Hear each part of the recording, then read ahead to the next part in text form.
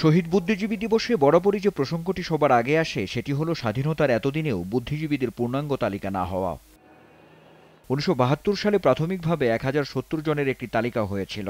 পরে ডাক বিভাগ ১৫২ জন বুদ্ধিজীবীর ডাকটিকিটও প্রকাশ করে। এরপরেও বাকি শহীদ বুদ্ধিজীবীদের নামের তালিকার কাজ সেভাবে এগোয়নি। স্বাধীনতার ৫০ বছরের দ্বারপ্রান্তে এসে রোববার শহীদ বুদ্ধিজীবীদের পূর্ণাঙ্গ নামের তালিকার অংশ হিসেবে প্রাথমিকভাবে ১২২২ জনের নামের তালিকা প্রকাশের অনুমোদন দিয়েছে সরকার। বিষয়টিকে ইতিবাচক হিসেবে দেখছেন মুক্তিযোদ্ধা গবেষকরা। বলছেন, শুধু ঢাকায় নয়, দেশের প্রত্যন্ত অঞ্চলেও বুদ্ধিজীবী হত্যার ঘটনা ঘটেছে। Rajarbagh police line, ১৮ Punjab regiment আক্রমণ করল ঢাকা বিশ্ববিদ্যালয়। এটা ছিল আরম্ভ, কিন্তু তারপরে কি আমরা দেখছি না চট্টগ্রামে, খুলনাতে, যশোরে, দিনাজপুরে, রংপুরে, সৈয়দপুরে, নানা এলাকাতে আরও হত্যা করা হয়েছে। কাদেরকে? স্কুলের শিক্ষক, সমাজকর্মী, সাংবাদিক, লেখক, তারা সবাইকে মনে করত যারা বুদ্ধিবৃত্তি চর্চা করে তাদেরকে হত্যা করো। মুক্তিযুদ্ধ গবেষণায় দেশের বিভিন্ন প্রান্ত ঘুরে তিনি জেনেছেন, শিক্ষক, সাংবাদিক, প্রকৌশলীর পাশাপাশি বিভিন্ন পেশাজীবীদেরও নৃশংসভাবে হত্যা করা হয়েছে। যেভাবেই ব্যাপারটা দেখি আর না দেখি, অনেক ইমাম সাহেবকেও হত্যা করা হয়েছে তার মাদ্রাসার ছাত্রযুদ্ধ গেছিল বলে। মসজিদের ইমামকে, পীর সাহেবকে হত্যা করা হয়েছে, মাজারের খাদেমদের হত্যা করা হয়েছে। এটাও কি বুদ্ধিজীবী হত্যা না?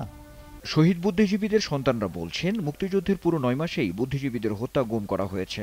তবে তালিকা হলে ৩০ লাখ শহীদেরই তালিকা হওয়া উচিত বলেও মনে করেন অনেকে। ধারাবাহিকতায় একটা তালিকার জায়গা আস্তে আস্তে আসলে বোঝা যাবে যে কোন প্রেক্ষাপটে কোন ঘটনাটি ঘটেছে। কারণ ১৪ই ডিসেম্বরের প্রেক্ষাপটে কিছুটা ভিন্ন। আবার এটাও ঠিক যে তারাও যেমন বুদ্ধিজীবী, শহীদ বুদ্ধিজীবী, পুরো ৯ মাসেও আরো শহীদ বুদ্ধিজীবীরা রয়েছে। এই দেশটি ৩০ লক্ষ শহীদের লাশের উপরে দাঁড়িয়ে আছে। আমরা বলেছিলাম যে মানুষগুলো এই দেশটির জন্য জীবন দিল, তারা স্বাধীন দেশ দেখে গেল না, যে রাষ্ট্রের জন্মের জন্য এই জীবন, এই আত্মাহুতি, সেই মানুষগুলোর তালিকা হওয়া উচিত।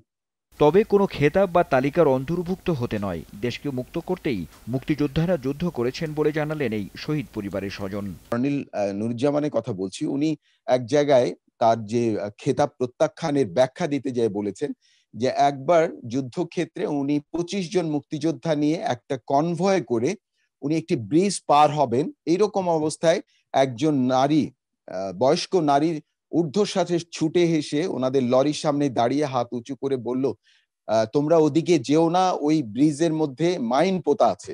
এটা ঠেকানোর কিছুক্ষণ পরে দেখা গেল যে ওই ব্রিজটা উড়ে গেল। উড়ে যাওয়ার পরে উনি ওটাই বলছেন যে মুক্তিযোদ্ধা কি আমি, না ওই নারী, যে নারী আমাদের ২৫ জন মুক্তিযোদ্ধার জীবন বাঁচিয়েছে, ওই খেতাব কি আমার প্রাপ্য, না ওই নারীর প্রাপ্য, যিনি এর চেয়ে বড় মুক্তিযোদ্ধা আর কি হতে পারে। আনোয়ার হোসেন, দেশ টিভি, ঢাকা।